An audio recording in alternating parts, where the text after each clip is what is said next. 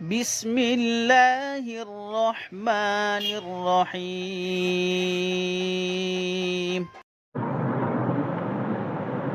قالت إن الملوك إذا دخلوا قرية أفسدوها وجعلوا أعزة أهلها أذلة وكذلك يفعلون. صدق اللہ العظیم. ملکہ بلقیس اس کا تذکرہ چل رہا ہے.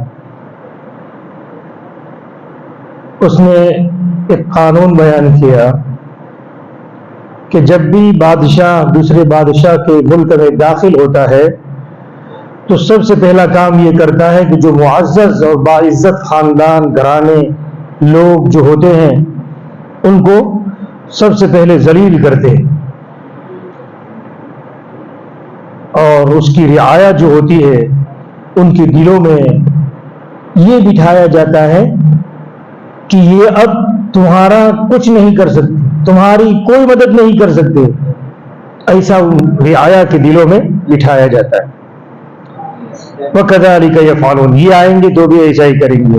اس نے کہا اس کی کام کرتے ہیں کہ ان کے پاس ہدیہ بھیجتے ہیں. ہم دیکھتے ہیں وَإِنِّي مُرْسِلَةٌ إِلَيْهِمْ بِهَدِيَّةٍ.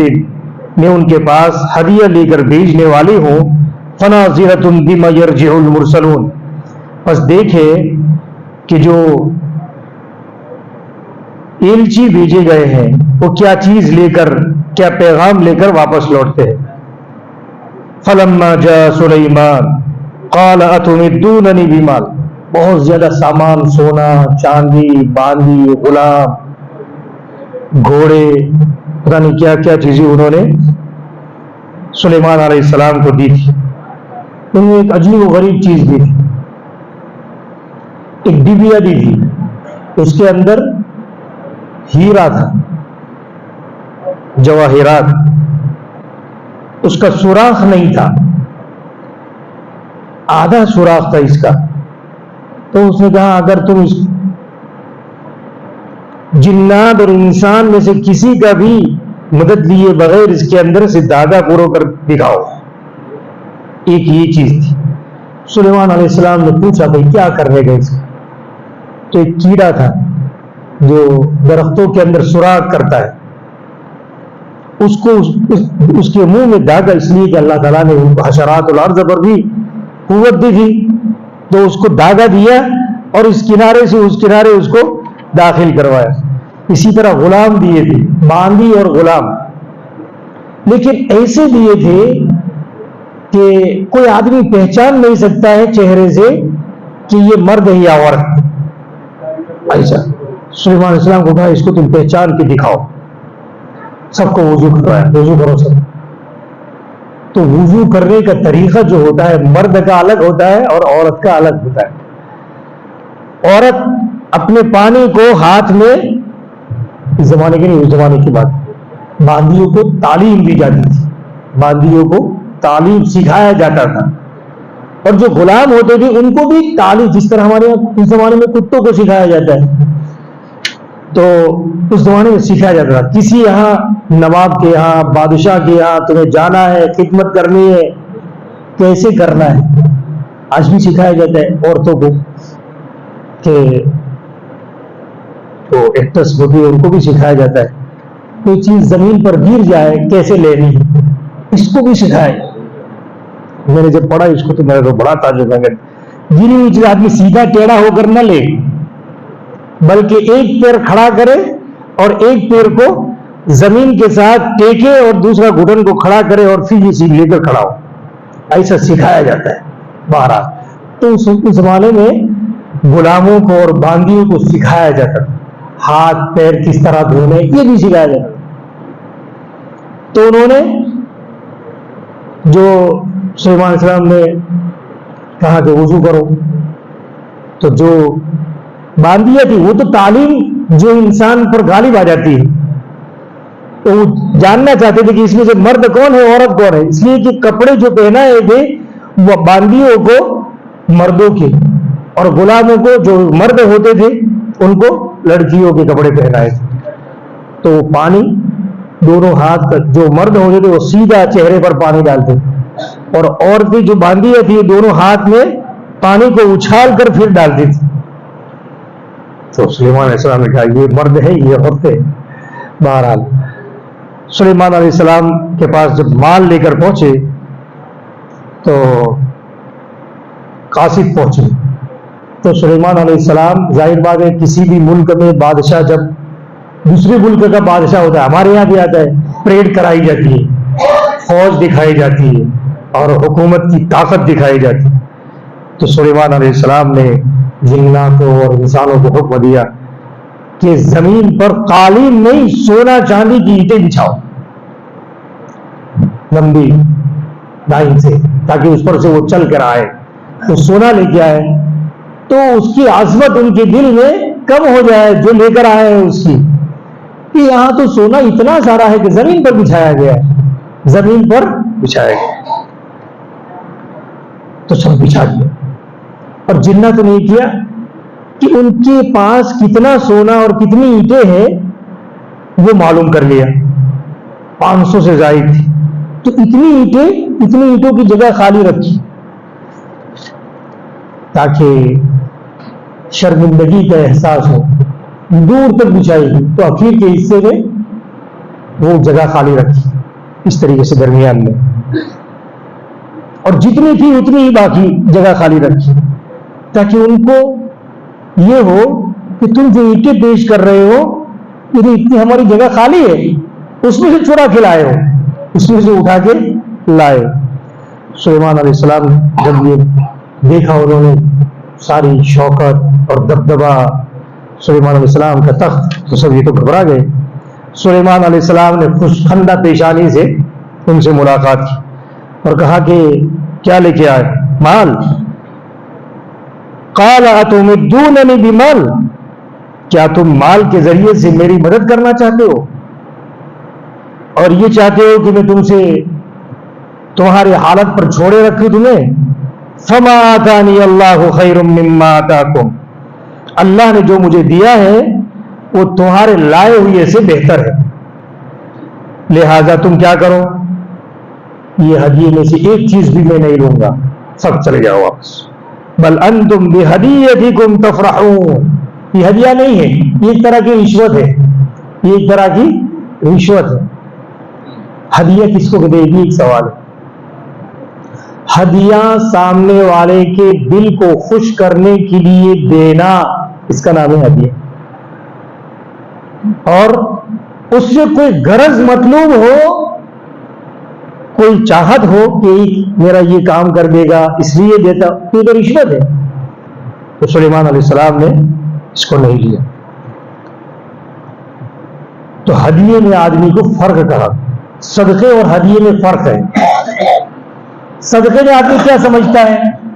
صدقے آج کل کا صدقہ, شریعت کا صدقہ نہیں. آج کل کے لوگوں کو جو سمجھتے ہیں وہ لوگ کیا سمجھتے ہیں کہ میری مصیبت ساری اس پر گئی, میں نے اس کو 50 روپئے دیے یا کوئی صدقے کی چیز دی, کوئی بکرا کاٹ کے کھلایا تو میری مصیبت اس کے سر, ایسا سمجھ کے آدمی دیتا ہے. حالانکہ صدقہ اس کو نہیں کہتے. اصل میں اس لفظ سے لوگوں کو برا, اب اتنی اس کی جو غلطی ہے اس صدقے کی اتنی لوگوں کے دلوں میں بیٹھی ہوئی ہے کہ اگر اس کو سمجھایا جائے تو لوگ سمجھنے کے لیے تیار نہیں. میں آپ اس کو سمجھاتا ہوں, شاید سمجھ میں آئے. صدقۃن کس کو کہتے ہیں؟ عربی لفظ ہے. صدقہ عربی لفظ ہے. کس کو کہتے ہیں صدقہ؟ صدقہ بمعنی نیکی. صدقہ کا ترجمہ ہے نیکی. کوئی بھی نیکی کو صدقہ کہتے ہیں, چاہے وہ نماز کی ہو, سبحان اللہ آدمی پڑھے, اس کو بھی صدقہ کہتے ہیں. حدیث شریف میں آتا ہے, فضائل اعمال میں بھی ہے, آپ جانتے ہیں اس کو, کہ انسان کے بدن کے 360 جوڑ ہے, ہر جوڑ کے بدلے میں ایک صدقہ دینا چاہیے, افضل نے کہا ہے. تو صحابہ کرام نے کہا اے اللہ کے رسول, روزانہ تو 360 روپئے صدقہ کون کر سکتا ہے؟ تو آپ نے کیا کہا اس کے جواب میں؟ یہ جواب آپ یاد رکھیے تو آپ کو صدقے کا مطلب سمجھ میں آئے. ارے صدقہ, سبحان اللہ کہنا صدقہ ہے, کسی سے ہنستے ہوئے چہرے سے ملاقات کرنا یہ بھی صدقہ ہے. مطلب صدقہ یعنی نیکی ہے. اپنی بیوی سے صحبت کرنا یہ بھی صدقہ ہے. ارے بیوی سے آدمی خواہش پوری کر رہا ہے اور صدقہ صحابہ. صدقہ بمانا نیکی. صدقہ کا ترجمہ نیکی. اس سے سمجھ میں آیا, اس لفظ سے, اس حدیث سے سمجھ میں آیا کہ صدقہ معنی نیکی. اب نیکی دو طرح کی ہوتی ہے. ایک نیکی ہوتی ہے فرض, فرض نماز پڑھتے ہیں ہم, وہ بھی نیکی ہے, اس کو بھی صدقہ کہیں گے. اسی طریقے سے ایک ہوتی ہے نیکی نفل, بالکل یہ نماز میں ہے. اسی طرح آپ مال میں دیکھیے, مال کی طرف آئیے. مال کے اندر دو طرح کے ہیں. ایک فرض یعنی زکات, اس کو بھی اللہ نے قرآن میں کیا کہا ہے؟ صدقات. انما الصدقات للفقراء والمساکین والعاملین علیہا والمؤلفۃ قلوبہم وفی الرقاب. پوری تفصیل بیان کی ہے کہ زکات کس کس کو دے سکتے ہیں. تو یہاں اللہ نے زکات نہیں کہا ہے, یہاں کہا ہے صدقات. اس کو بولتے ہیں صدقہ واجبہ, یعنی ضروری اور فرض صدقہ. تو اس کو بھی اللہ نے, زکات کو بھی صدقہ کہا ہے, زکات کو بھی صدقہ کہا ہے اللہ نے.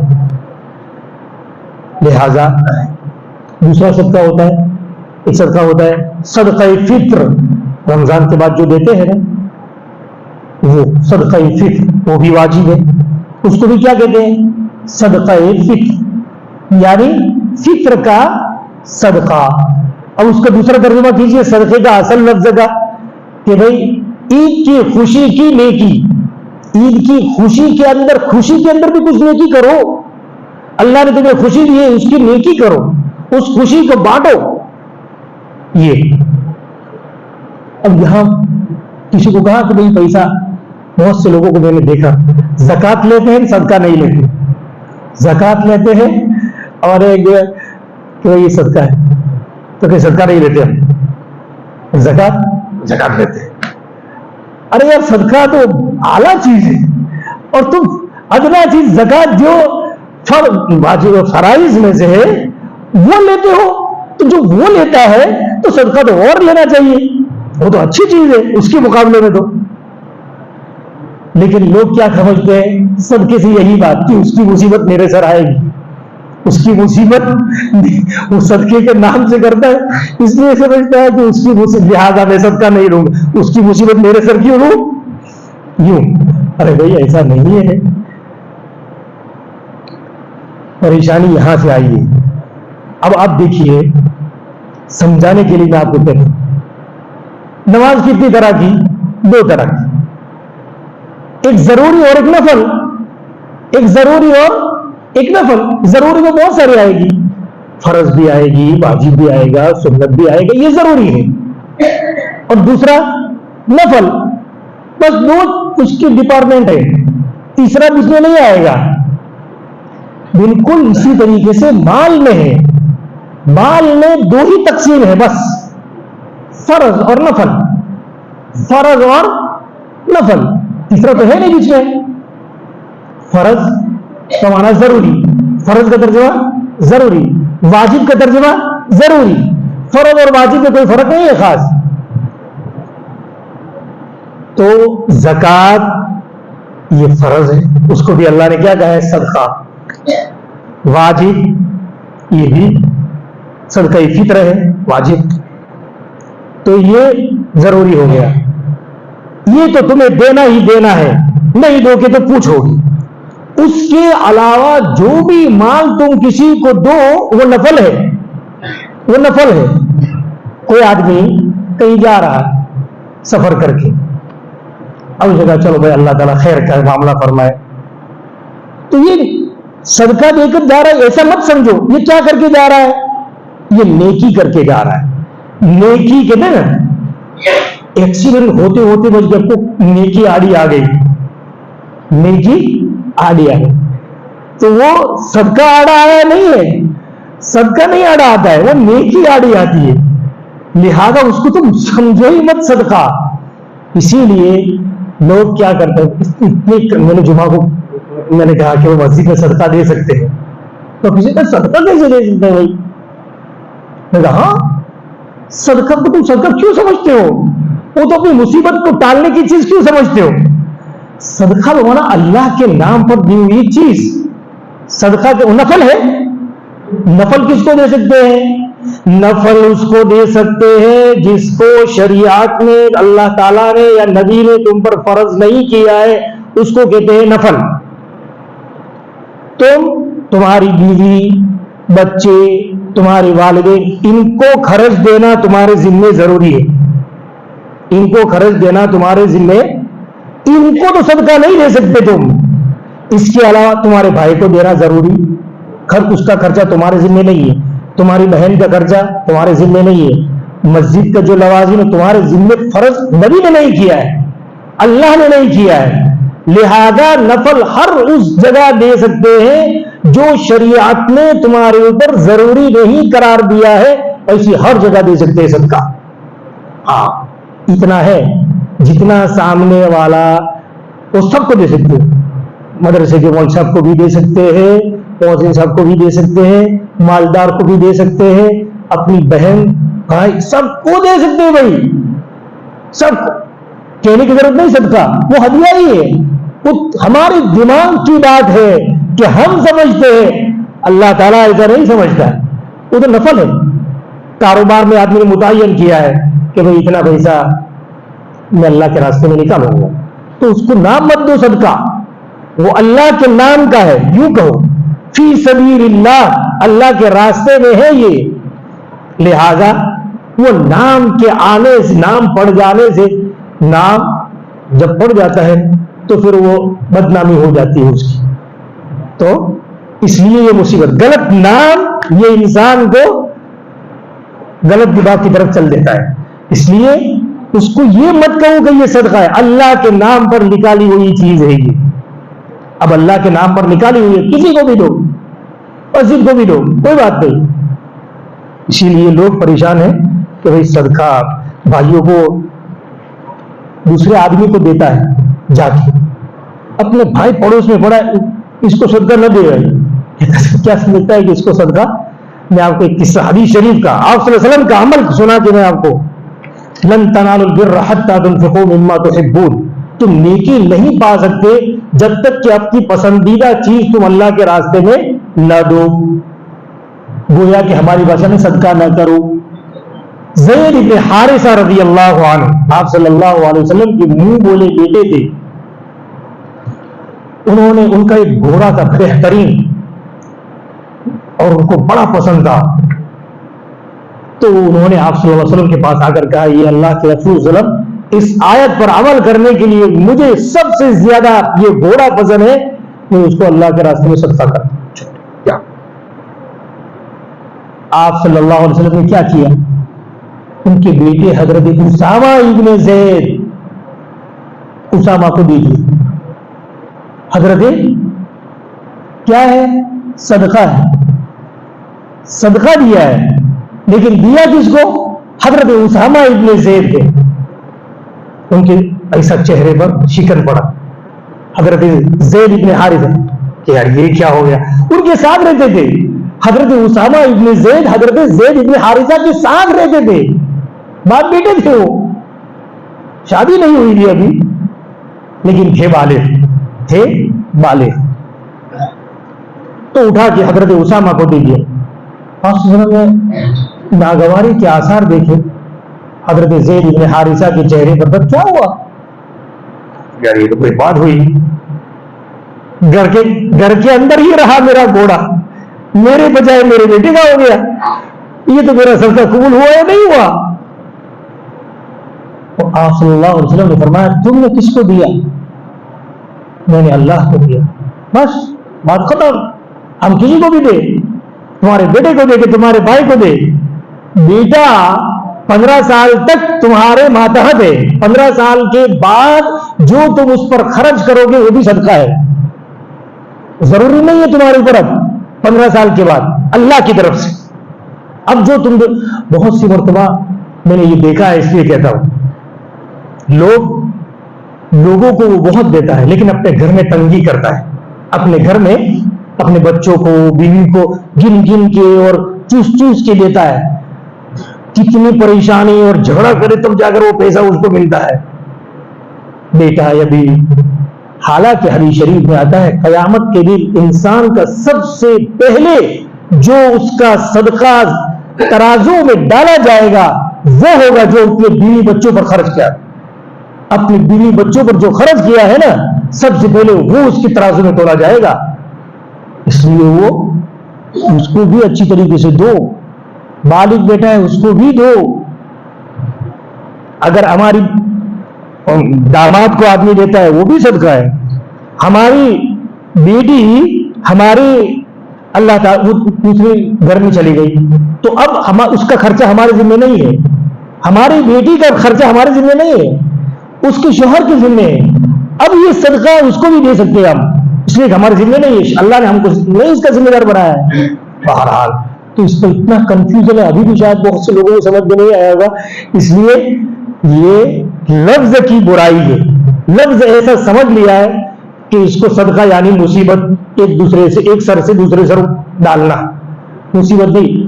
اللہ تعالیٰ یہ یاد رکھنے کہ اللہ تعالیٰ نیکی کی وجہ سے مصیبت کو ڈالتے نہیں ہیں, ہٹاتے ہیں, یا پھر آنے والی مصیبت کو روک دیتے. صدقے سے یہ ہوتا ہے کہ آدمی صدقہ کیا تو ایک کی مصیبت دوسرے کے سر نہیں جاتی ہے, یہ لوگ سمجھتے. اس لیے بہت سے لوگ صدقہ نہیں لیتے. کسی کا میل کسی کے لیے خوراک اللہ نے بنایا ہے, کسی کا میل کسی کے لیے اللہ نے خوراک بنایا ہے. مچھلی ہے, بگڑا ہوا کھانا ہے, یہ انسان ہفتے سے نہایا نہیں ہے تو اپنے پیر کو اگر حوض میں ڈالے گا تو مچھلیاں کیا کرتی ہے, اس کے میل کو کاٹتی ہے, اس کے پیروں کے اوپر کاٹتی ہے اور وہ میل کو کھاتی ہے. تو وہ میل میرے لیے میل ہے, لیکن مچھلیوں کے لیے وہ کیا ہے, خوراک ہے. یہ خدا کا نظام ہے. ہمارے یہاں ایک آدمی ایسا ہی تھا, بیچارہ بڑا پریشان, ڈائلسس ہو رہا ہے, غریب آدمی ہے, لیکن مصیبت یہ ہے کہ اس کے پاس کوئی زمین تھوڑی بہت ہے اور وہ زکات نہیں لے سکتا ہے. تو اس کو اس کے بچے تھے, تو اس کو سمجھایا کہ تم زکات لینے کا مستحق بنو تو لوگ تمہاری مدد کریں گے. ایسی پریشانی ہے کہ تھوڑی قیمت تو چاہیے نہیں, لمبی رقم چاہیے. اب لمبی رقم تو کون للہ نکالے گا؟ تو کہا کہ نہیں, میں ایسا نہیں کر سکتا. تو پھر اس کو سمجھایا میرے والد صاحب نے کہ دیکھو تم یہ مت سمجھو کہ زکات لوگوں, حدیث شریف میں آتا ہے لوگوں کا زکات مال کا میل ہے, لیکن کس کے لیے؟ جس پر زکات فرض ہے اس کے لیے مال کا میل ہے, اور جو زکات کا حقدار ہے اس کے لیے میل نہیں, اس کے لیے حلال چیز ہے وہ. اسی لیے اس کے ہاتھ میں جانے کے ساتھ پاک اور طیب مال بن جاتا ہے. ملکیت کے بدلنے کا نام زکات ہے. ایک ہاتھ سے دوسرے ہاتھ میں جانے دو تو وہ مال پاک ہوگا, باروں بار پاک نہیں ہوگا. مثال کے طور پر کسی نے بل ادا کیا دوا خانے کا, جا کے ادا نہیں ہوگا, مال ہاتھ نہیں بدلا ہے. ہاتھ بدلنا چاہیے, یہ باروں بار جا رہا ہے. جو میڈیکل میں جا رہا ہے تو سیدھا سیدھا جا رہا ہے, مال ہاتھ بدلنے کے ساتھ نہیں جا رہا ہے. اس مریض کو جو کہ لو یہ تمہارے پیسے تم ادا کرو تو ادا ہوگا. مال ہاتھ کے بدلنے سے حکم بدل جاتا ہے. ہاتھ کے بدلنے سے اس جس پر زکات فرض تھی اس کے لیے وہ میل تھا, میل ہٹاؤ.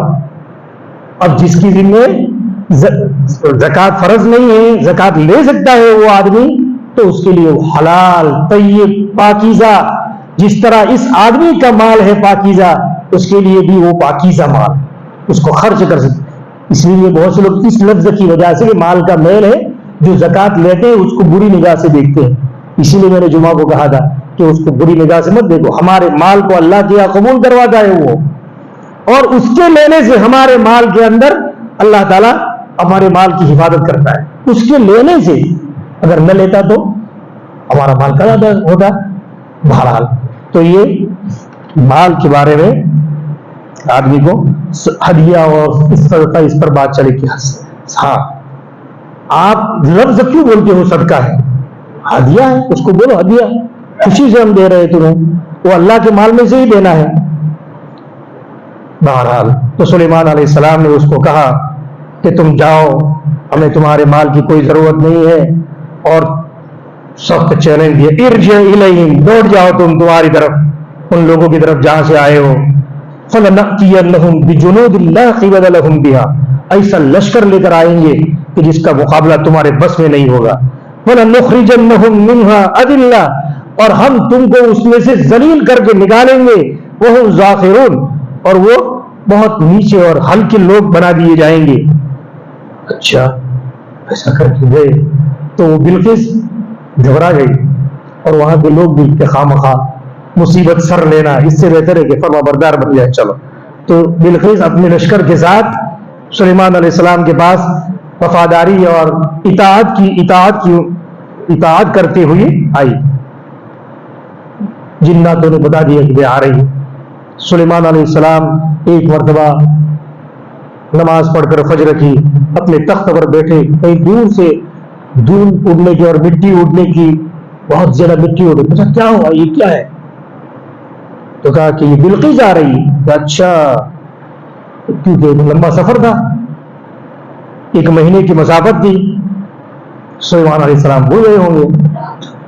تو انہوں نے کہا اچھا، اس کے آنے سے پہلے جو اس کا تخت ہے وہ یہاں آنا چاہیے، تاکہ اللہ تعالی کسی نبی کو نبی منوانے کے لیے لوگوں کو معجزہ دکھا دے، تو ہم اس کو معجزہ دکھائے کہ اس کا تخت 1 مہینے کی مسافت پر ہے، وہ نہیں آئی اس سے پہلے اس کا تخت آ گیا، تو ہم اس کو دکھانا چاہتے ہیں اپنی نبوت کی نشانی۔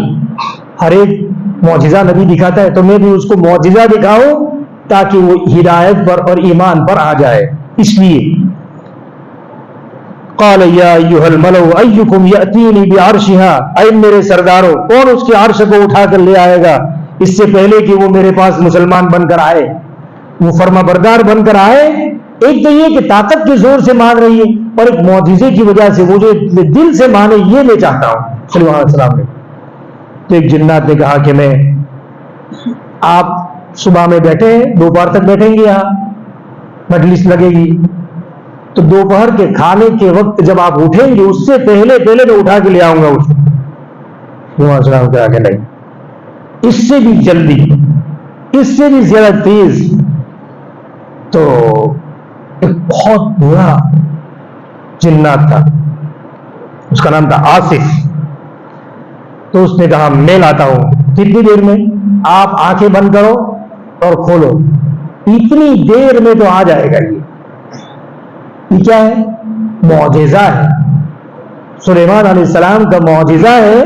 سلیمان علیہ السلام کے علوم جو تھے، یہ ان کا صحابی تھا، آصف جو جنات تھا ان کا صحابی تھا، ان کے علوم سلیمان علیہ السلام نے اپنے علوم اس کو سکھائے ہوئے تھے، تو اس کی برکت سے ابھی تو سلیمان علیہ السلام یہ کہہ رہے تھے، تخت آ گیا سامنے، تو اللہ تعالیٰ وہ کہہ رہے فَلَمَّا رَآهُ مُسْتَقِرًّا عِندَهُ، جب دیکھا کہ ارے ابھی تو آگ کھولی نہیں ہے اور تخت آ گیا۔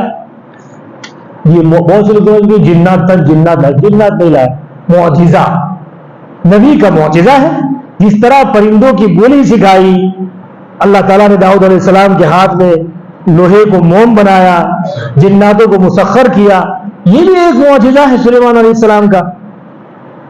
تو سلیمان علیہ السلام نے جب دیکھا، ہر نیکی پر آدمی کے دل میں الحمد زبان سے نکلنا چاہیے، روز مرہ کے کلمات اپنے بچوں کو بھی سکھانا چاہیے، ہماری زبان سے بھی نکل الحمدللہ فوراً نکلنا چاہیے۔ اس کو بولتے ہیں ایمانی کلمات، اس کے بولتے ہیں ایمانی کلمات، یعنی انسان کا ایمان جو ہے نا وہ اس کو اندر سے بلواتا ہے، اچھی چیز دیکھتا ہے ماشاءاللہ، وہ اللہ کو کہتا ہے ماشاءاللہ۔ صدیق کس کو کہتے ہیں؟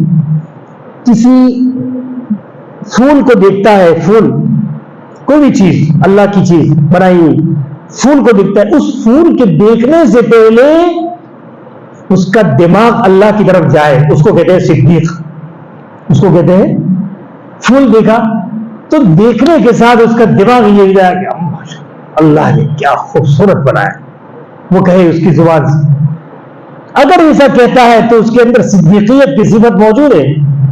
وہ ہاروز ہے یار، وہ ایسا کر کے چھٹی کر دی، الحمدللہ کہا نہیں تو صدیقیت نہیں ہے. ایمانی جو کیفیت تمہارے دل میں وہ نہیں ہے دل کے اندر. اسی لیے جملے انا للہ انا راجعون، ماشاء اللہ، تبارک اللہ، انشاءاللہ، الحمدللہ، یہ سارے جو جملے اس کو کہتے ہیں ایمانی کلمات. یہ ہر مسلمان کی زبان. اب عرب میں جائیں گے تو وہ کچھ بھی بولیں گے، مثلا ماشاء اللہ، انشاءاللہ، اللہ کا لفظ اتنا بولتے ہیں بلا ضرورت کا بھی بولتے ہیں. جہاں نہیں بولنا بلا ضرورت کا مطلب جہاں آدمی عام طور پر نہیں بولتا وہاں بھی بولتے ہیں. اتنا ان کے دل و دماغ پر راسخ ہے.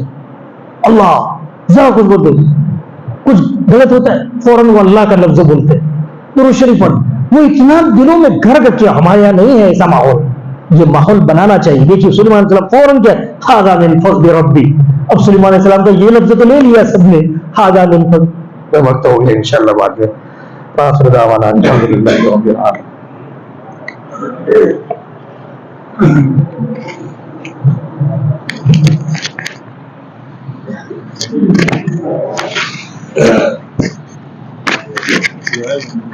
لا إله إلا الله.